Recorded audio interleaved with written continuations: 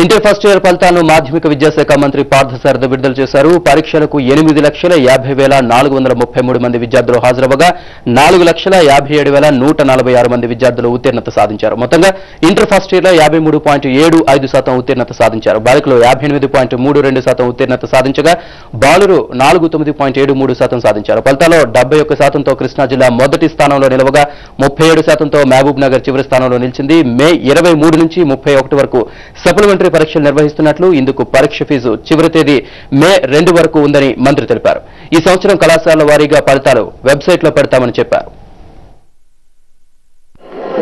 Pass percentage తీసుకుంటే total pass general courses లో 53.75% pass అయ్యారు. వొకేషనల్ కోర్సెస్ లో 33.20% పాస్ అవడం జరిగింది.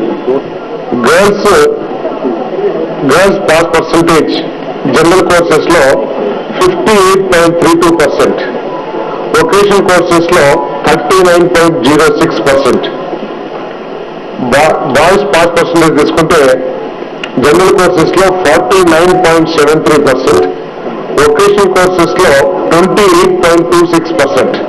మే జూన్ లో సప్లిమెంటరీ ఎగ్జామ్స్ కండక్ట్ చేయబోతున్నాం. దానికి ఫీజు, ఎగ్జామినేషన్ ఫీజు 2/5/2012 ఆఖరి తేదీ. పెనాల్టీతో కట్టుకోవడానికి ఎటువంటి అవకాశం లేదు. 2/5/2012 తర్వాత ఎట్టి పరిస్థితుల్లో కూడా ఎగ్జామినేషన్ ఫీజు కట్టడానికి పర్మిషన్ ఇవ్వబడదు.